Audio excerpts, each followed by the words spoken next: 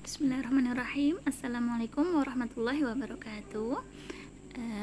Pelajaran tajwid kita memasuki pekan yang keempat, membahas tentang hukum idgham. Hukum idgham dari sisi makhraj dan sifatnya, dari segi tempat keluarnya huruf dan juga sifat-sifatnya.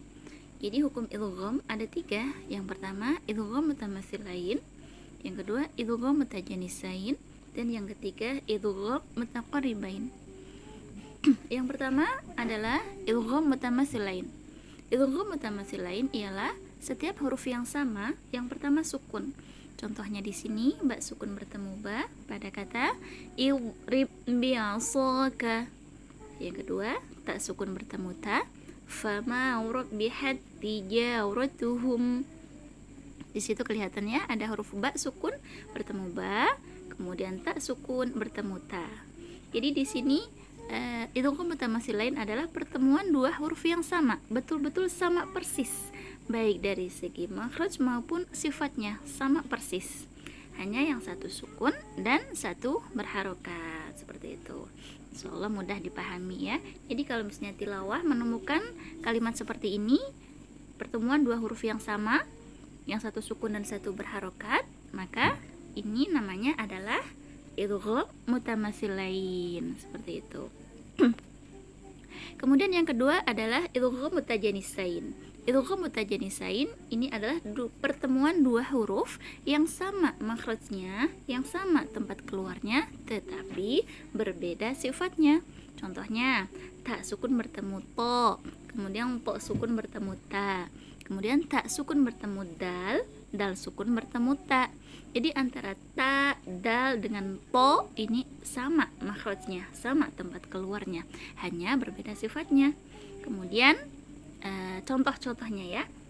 Di sini ta sukun bertemu po pada kata amanat ifatun. Ta sukun bertemu po. Jadi biasanya ta itu kalau sukun kan ada hamznya, amanat, seperti itu. Tapi karena bertemu dengan huruf po yang sama makhrajnya, maka langsung diidghamkan atau langsung dimasukkan ke huruf po-nya. Amanat ifatun, seperti itu. Kemudian contoh berikutnya, po sukun bertemu ta pada kata laim basauta, seperti itu. Jadi huruf po di sini biasanya kalau sukun kan qalqalah atau memantul, basal po ta, seperti itu. Tapi karena bertemu dengan huruf ta yang sama makhrajnya, jadi tidak perlu dipantulkan. Cara membacanya langsung diidghamkan ke huruf ta-nya. Laim basal ta, seperti itu. Contoh berikutnya, tak sukun bertemu dal pada kata ujibat da'watukuma.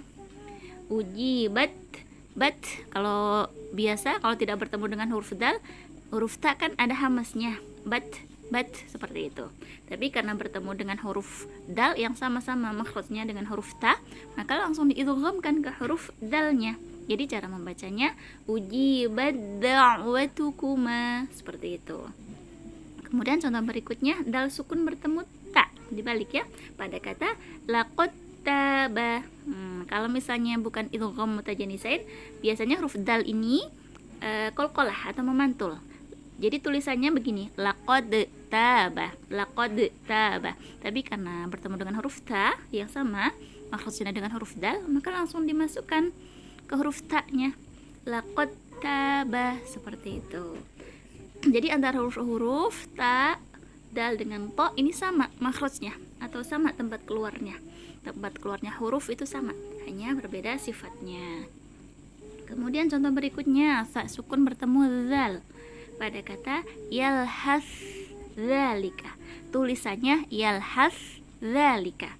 Tapi karena huruf sa dengan zal ini sama tempat keluarnya, sama makhrajnya, maka cara membacanya begini, yalhazalika, yalhazalika, seperti itu. Jadi sa-nya langsung diidghamkan ke huruf zalnya, seperti itu.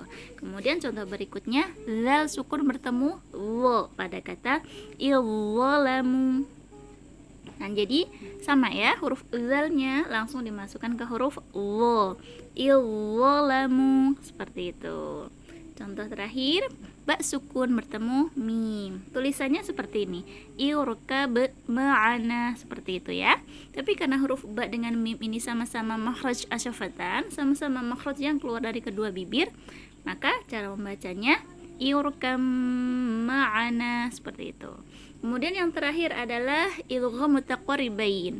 Jadi idgham mutaqaribain ini adalah qaf sukun bertemu kaf, lam sukun bertemu ro. Jadi idgham mutaqaribain adalah pertemuan dua huruf yang berdekatan makhrajnya. Contohnya, qaf sukun bertemu kaf pada kata alam nakhluqukum. Kedua, lam sukun bertemu ro, qurrabbi. Nah, jadi antara huruf qaf dengan kaf ini berdekatan. Makhraj huruf qaf keluar dari pangkal lidah bertemu dengan langit-langit mulut yang bagian lunak kok. Ako, seperti itu. Sedangkan kaf, pangkal lidah juga bertemu dengan langit-langit mulut yang bagian maju sedikit, yang bagian agak keras, antara lunak dengan keras. Ak seperti itu. Jadi ako dengan ak seperti itu ya, berdekatan makhrajnya huruf qaf dengan huruf kaf. Jadi cara membacanya alam nakhluqukum, seperti itu. Sama seperti ini tulisannya qul rabbi, tapi cara membacanya qurrabbi karena berdekatan antara makhraj huruf lam dengan makhraj huruf ro yang sama-sama keluar dari ujung lidah ya. Lam keluar dari ujung lidah bertemu dengan pangkal gigi seri bagian depan sampai ke samping. La. Ro juga dari ujung lidah bertemu dengan pangkal gusi gigi seri atas. Ro.